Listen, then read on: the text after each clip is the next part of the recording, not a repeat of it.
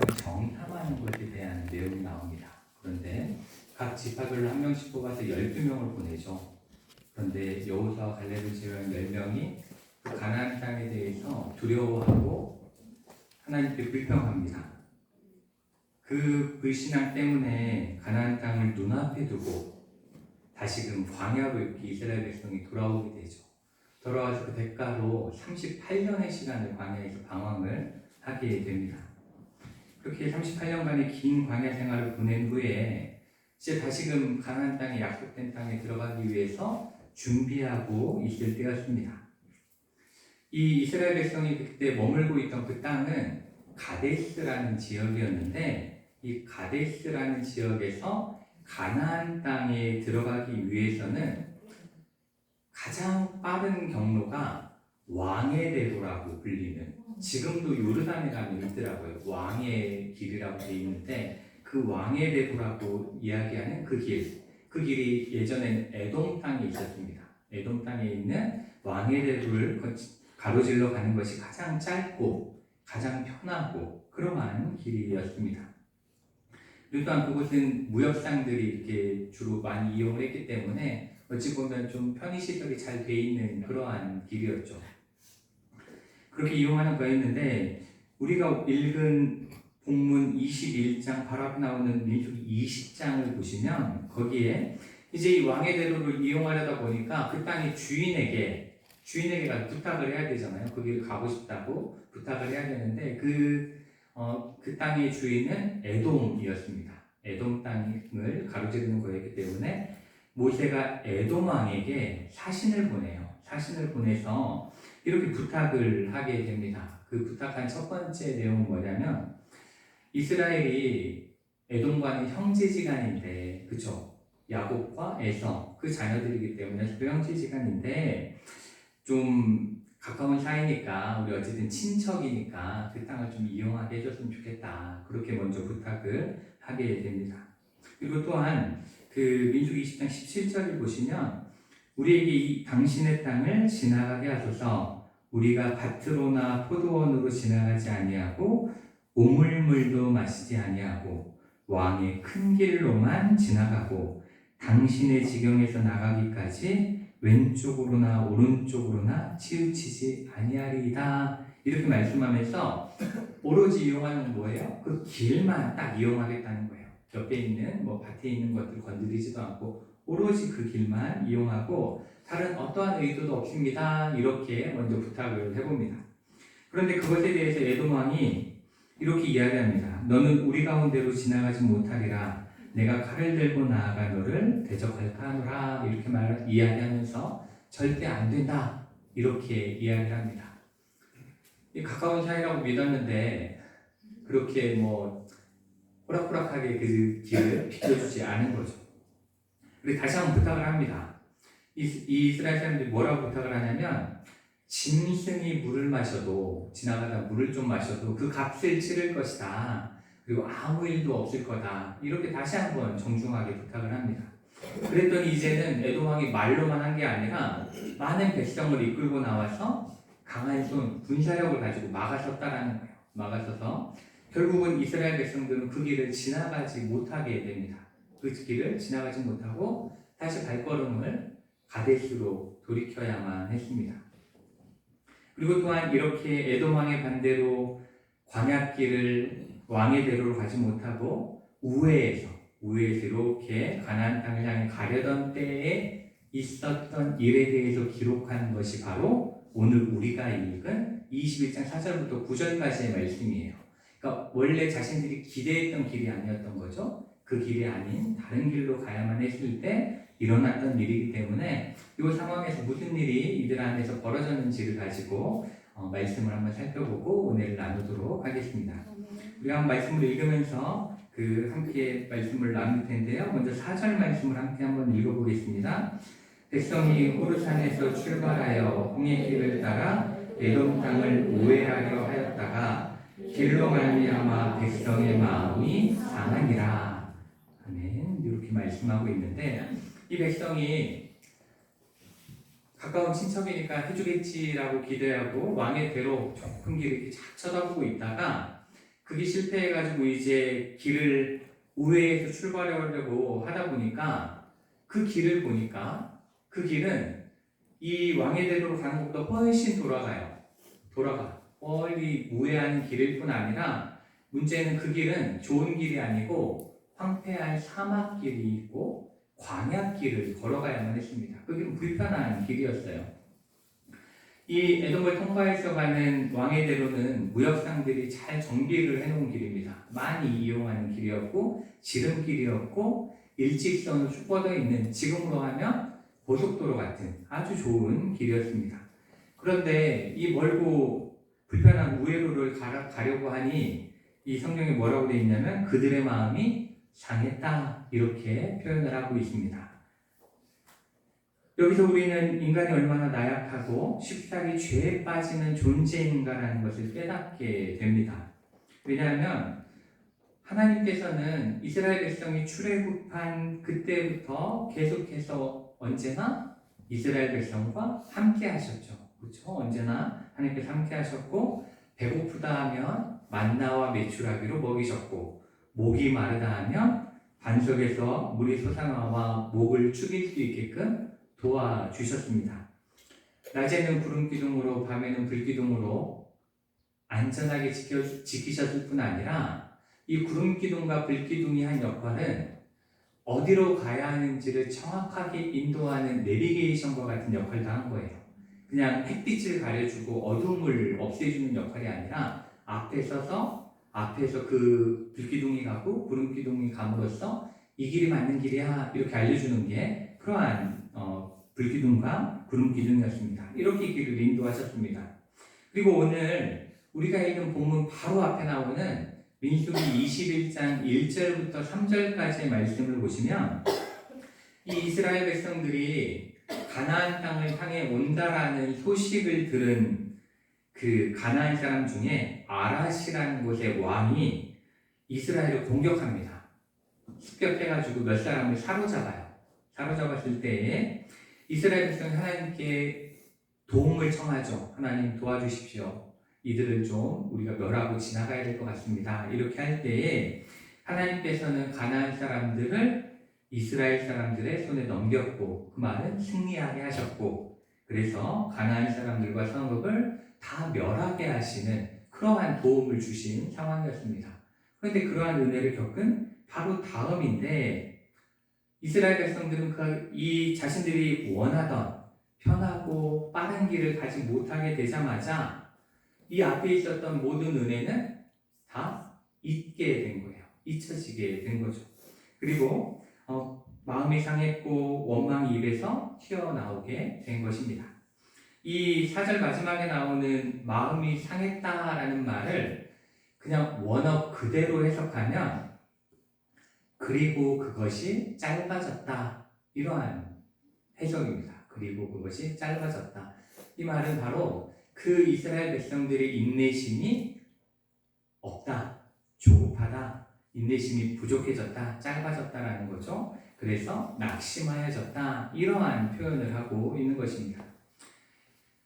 이렇게 어찌 보면 우리는 큰 은혜는 기억하지 못한 채 작은 것에 서운해하고 쉽게 상처받는 존재다라는 것을 이 이스라엘 백성들의 모습을 통해서 우리가 발견할 수 있게 되는 것입니다. 우리를 생각해보면 내 형편이 좋고 뭔가 계속 잘 되고 잘 나가고 이럴 때에는 뭐라고 찬양해요? 지금까지 지내온 것 주의 크신 은혜라, 한이 없는 주의 사랑 어찌 이루 말하랴, 이렇게 찬양하다가 조금만 힘들고 어려운 일을 만나면 하나님을 향해서 이스라엘 백성과 같이 마음이 상해 있는, 인내심이 조금 더 길지 않은 그런 모습을 보이고 있는 우리의 모습을 좀 발견하는 것 같습니다. 또한 우리를 그 시간들을 통해서 정금과 같이 바꾸시려는, 가나안 땅에 들어갈 수 있는 자격 있는 사람으로 바꾸시려는 하나님의 계획에는 관심이 없고 그저 인내하지 못하고 낙심만 하는 우리의 모습을 발견하게 되는 것 같습니다. 오늘 이 이스라엘 백성들의 모습 속에서 나의 믿음은 어떠한가? 나는 하나님 앞에서 어떠한 믿음을 가지고 있는가를 살펴보는 이 시간이 되기를 원합니다. 우리 5절 말씀을 함께 한번 읽도록 하겠습니다. 5절입니다. 백성이 하나님과 모세를 향하여 원망하되 어찌하여 우리를 애굽에서 인도해내어 이 광야에서 죽게 하는가? 이곳에는 먹을 것도 없고 물도 없도다. 우리 마음이 이 하찮은 음식을 싫어하노라. 아멘. 아멘. 이 말씀을 보시면 이 이스라엘 백성들이 마음이 상하게 되다 보니까 어떻게 되냐면 지금까지 하나님께서 베풀어 주신 그 큰 은혜, 그 크신 은혜를 원망으로 바꿔서 이야기하는 것을 보게 됩니다. 그렇죠? 그리고 그들이 이야기하고 있는 이 불평 가득한 말, 원망의 말은 사실과는 다른 왜곡된 말들로 그 불평을 하고 있는 걸 보게 됩니다. 이 말씀에서는 마치 하나님이 광야에서 죽게 하는 것처럼, 하나님이 광야에서 죽게 방치한 것처럼 그렇게 이야기하고 있지만 하나님은 한 번도 이스라엘 백성들을 방치하신 적이 없죠. 그런데 그 이스라엘 백성은 하나님이 마치 한 번도 그들을 돕지 않은 것처럼 원망하고 불평하고 있습니다. 그들은 먹을 것이 없거나 물이 없거나 한 적이 없습니다. 그렇죠? 항상 매일의 일용할 양식을 하나님께서 베풀어 주셨어요. 그럼에도 불구하고 그들은 아무것도 먹지 못한 것처럼 마치 그들의 고통과 신음에는 침묵하셨던 것처럼 불평하고 원망하고 있는 것을 보게 되고 있습니다. 어찌 보면 하나님께서 베풀어 주신 은혜를 원망으로 지금 갖고 있는 이스라엘 백성들의 모습을 보게 됩니다. 그리고 그들은 이렇게 이야기하죠. 우리 마음이 이 하찮은 음식을 싫어하노라. 이렇게 이야기합니다. 하나님께서 광야에서 매일매일 베풀어 주셨던 만나, 그 일용할 양식을 하찮은 음식이라고 폄훼하고 있는 겁니다. 그렇지만 출애굽기 16장 31절에서 이 사람들은 만나를 이렇게 표현합니다. 이스라엘 족속이 그 이름을 만나라 하였으며 가시같이 희고 맛은 꿀 섞은 과자 같더라. 이렇게 이야기하면서 굉장히 맛있었다, 굉장히 훌륭했다라고 표현을 합니다. 그렇지만 그들의 마음속에 불평과 원망이 가득하기 시작하자 아무리 아름다운 것, 아무리 맛있는 것, 그러한 것이라 할지라도 갑자기 맛없는 것, 하찮은 것, 이러한 것들로 바뀌게 되고 이것이 놀라운 하나님의 선물, 오로지 하나님께서 베풀어 주신 거잖아요. 그들의 노력이 필요 없이 베풀어 주신 것인데 그것에 대해서 필요 없는 것으로 바꾸는 그러한 원망을 우리가 보게 되는 겁니다. 그뿐 아니라 이 이스라엘 백성들은 여전히 불평할 때 어디 이야기를 하냐면 애굽 이야기를 합니다. 애굽에 대해서 이야기를 하고 애굽을 그리워하고 있습니다. 왜 잘 살고 있던, 우리가 정말 잘 살고 있던 애굽에서 왜 우리를 인도해내는가 라고 불평하고 있는 거죠.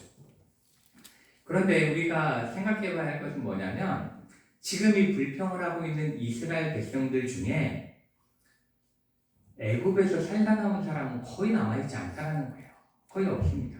왜냐하면 이미 38년 전에 가나안 땅을 눈앞에 두고 12명의 정탐꾼이 가나안을 정탐했다가 불평만 늘어놓은 대가가 무엇이었냐면 광야에서의 방황도 있지만 여호수아와 갈렙을 제외한 나머지 인원은 모두 다 가나안 땅에 들어갈 수 없다. 이렇게 말씀하셨단 말이죠. 그 불평의 대가가 그거였어요. 그 말은 이 38년의 시간 동안 가나안 땅에 들어갈 수 없게 된 사람들은 이제 다 그 자리에 없는 거예요. 그 사람들이 애굽에서 나올 때부터 있던 사람들이죠. 그러니까 그 사람들은 이제 더 이상 있지 않은 상태였습니다. 다 애굽 생활을 모르는 후손들이 지금 이야기를 하고 있는 거예요. 그런데도 불구하고 마치 자신들이 애굽에서 살았던 것이냐, 또 마치 애굽에서 잘 살았던 것이냐 지금 불평하고 자신들이 그때가 좋았다라고 주장을 하고 있는 겁니다. 결국 우리가 은혜를 망각하면, 은혜를 잊으면 우리 안에는 어떠한 감사도 어떠한 기쁨도 남아있지 않게 됩니다. 은혜를 기억하지 못하는 사람의 마음에는 어떠한 감사가 남아있지 않아요. 오로지 원망과 불평만 남아있게 된다는 걸 우리는 기억을 해야 합니다. 우리 6절 말씀을 함께 읽겠습니다. 여호와께서 불뱀들을 백성 중에 보내어 백성을 물게 하심으로 이스라엘 백성 중에 죽은 자가 많은지라. 아멘. 이 하나님께서는 이렇게 감사함과 하나님을 신뢰하는 그러한 자들이 아니라 원망과 불평만 하는 이스라엘 백성들을 향해서 어떠한 일을 행하시냐면 불뱀들을 보내셨다, 이렇게 말씀하고 있습니다. 불뱀들을 보내셨고 그래서 많은 이스라엘 백성들이 죽게 되었다, 이렇게 이야기하고 있습니다.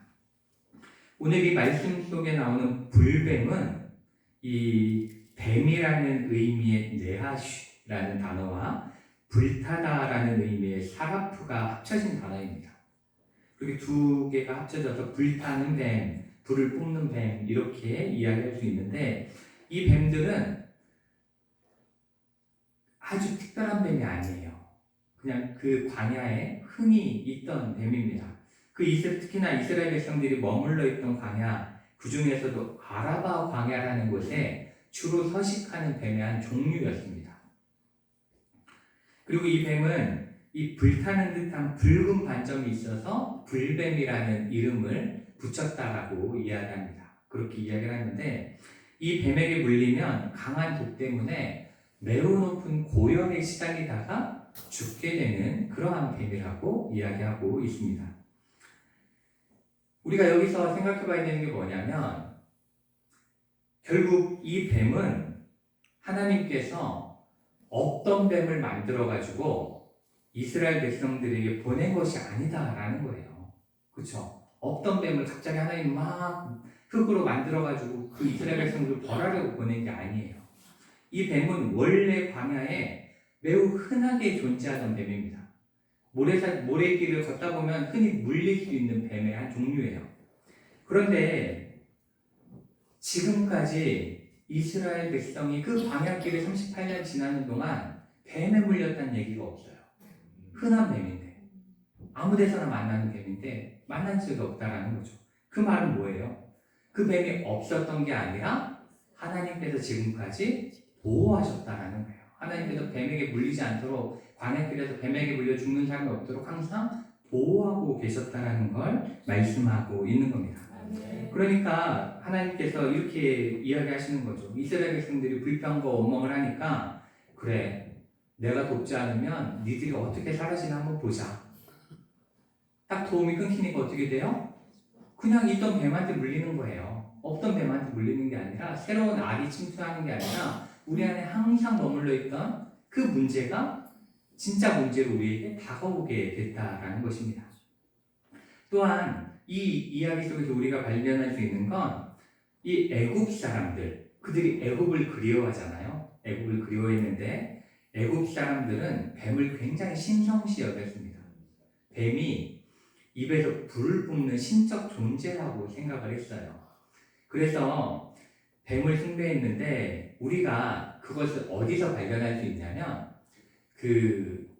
이집트에 대한 이렇게 전시물, 박물관 이런 걸 보면은 파라오, 황금으로 만든 파라오상을 보게 되잖아요. 거기 이렇게 이마에 보면 뭐가 있어요? 코브라가 있어요. 그렇죠? 뱀이 있어요. 그게 뭐냐면, 신들의 권능이 가득한 그 뱀이 불을 뿜어가지고 애굽을 지킬 거다라는 의미를 담고 있는 거예요. 그게 단순한 그냥 모양이 아닙니다. 우리가 금반지 하듯이 이렇게 다는 게 아니라 그 의미를 담고 있는 거예요. 코브라 암컷, 격분한 코브라 암컷이 우리를 지켜줄 거다. 뱀을 숭배하는 그러한 거라고 볼 수 있습니다. 그러니까 하나님께서, 그래, 니네 애굽을 그리워해? 그러면은 애굽이 숭배하는 거한테 한번 당해봐. 이렇게 이야기하시는 거예요. 니네가 그렇게 그리워하는 애굽이 얼마나 너희를 죽음으로 인도하는지, 너희를 멸망하로 인도하는지 보라고 이야기하는 거죠. 그래서 여기서 하나님께서 말씀하시고자 하는 것은, 우리는 누구도 이 하나님의 보호하심 없이는 살아갈 수 없는 존재다라는 걸 기억하라는 겁니다. 그리고 이 세상의 어떠한 권세도 모두 다 거짓된 것이고, 결국은 애굽의 뱀이 너희를 죽인 것 같이 결국은 너희를 멸망으로 인도하는 것에 불과하다는 것을 알려주고 계신 것입니다. 그리고 하나님께서는 이스라엘 백성들이 그것을 깨닫기를 원하고 있음을 우리가 이 말씀 속에서 볼 수가 있습니다. 우리 7절 말씀을 함께 읽도록 하겠습니다.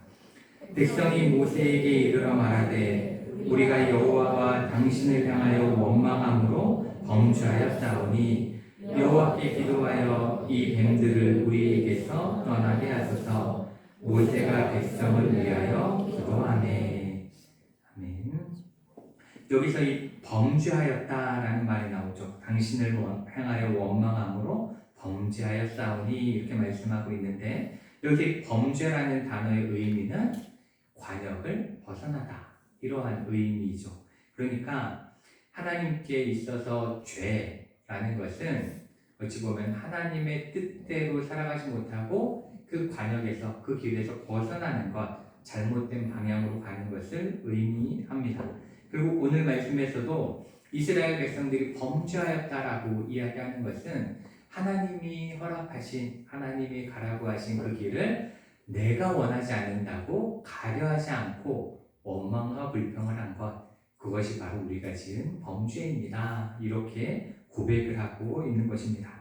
그리고 이스라엘 백성들이 불뱀이 하나님의 심판이라는 걸 깨닫게 되죠. 하나님께서 허락하신 거다라는 걸 깨닫게 되고 이렇게 돌이키는 모습을 볼 수 있습니다.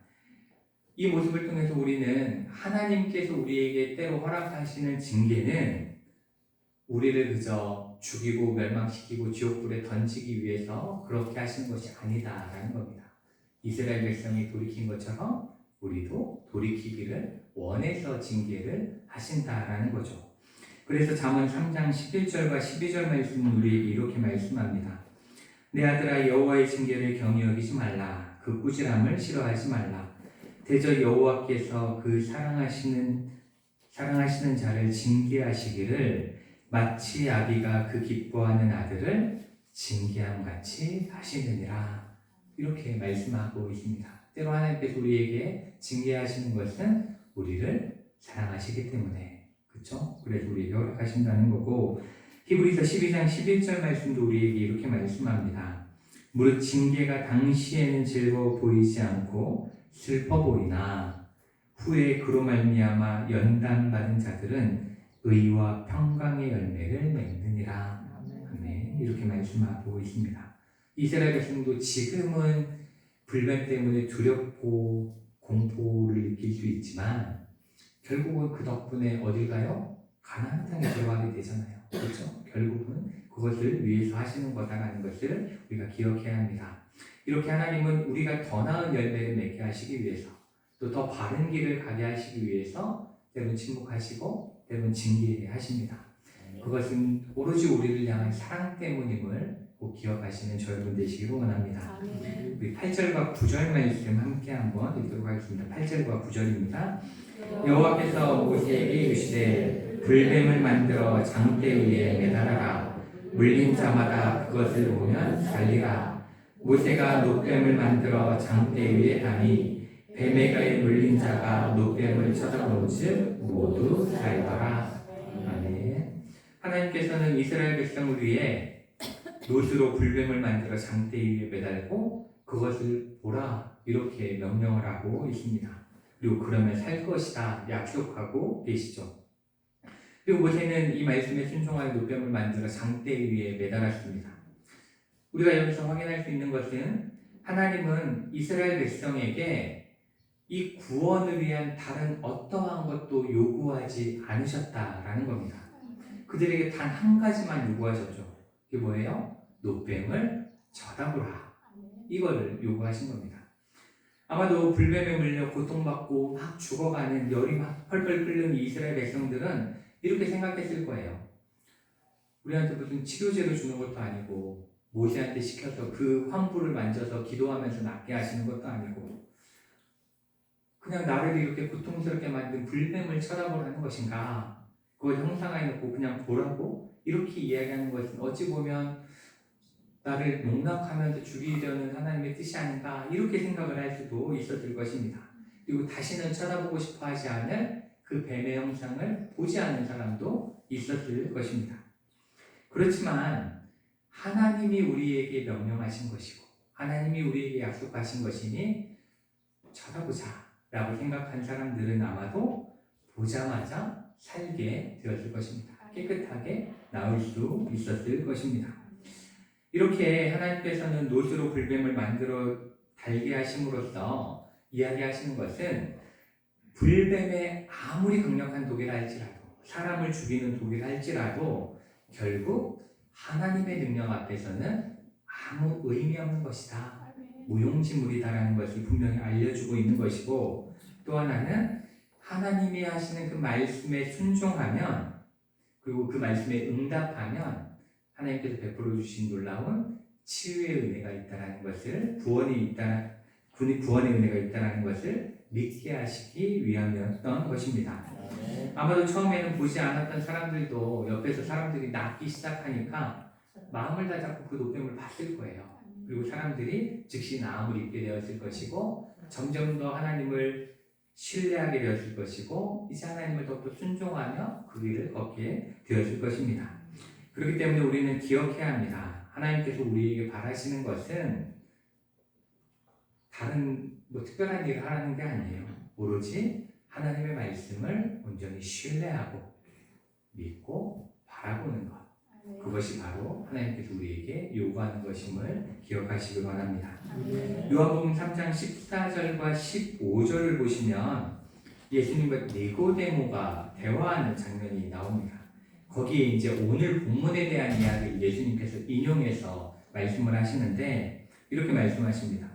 모세가 광야에서 뱀을 든 것 같이 인자도 들려야 하리니 이는 그를 믿는 자마다 영생을 얻게 하려 하심이니라. 이렇게 말씀을 하고 있습니다.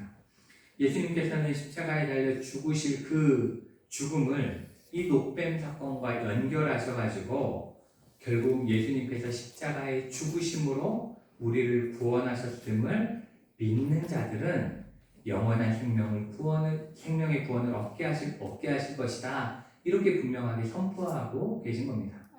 그러면서 이제 우리가 너무나 잘 아는 요한복음 3장 16절 말씀을 이어서 말씀하시죠. 우리가 잘 아는 요한복음 3장 16절의 말씀을 생각하실 때마다 이 민수기서의 말씀을 기억할 수 있어야 돼요. 이게 연결되는 거다라는 걸 기억하면서, 우리 요한복음 3장 16절 너무나 잘 아시지만 이게 번역이 개역 한글판에서 개정판으로 바뀌면서 조금 변했어요. 그래서 제가 읽어드리고 같이 한번 또 읽어보도록 하겠습니다. 그리고 아시는 분은 같이 한번 따라해 보실까요?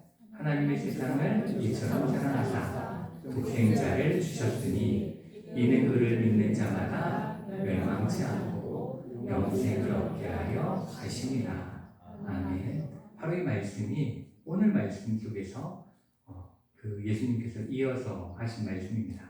하나님께서 독생자를 주신 이유는 다른 게 필요해서가 아니에요. 오로지 그를 믿게 하시고, 그래서 멸망하지 않고 영생을 얻게 하시라는 그 하나님의 은혜임을 기억해야 합니다.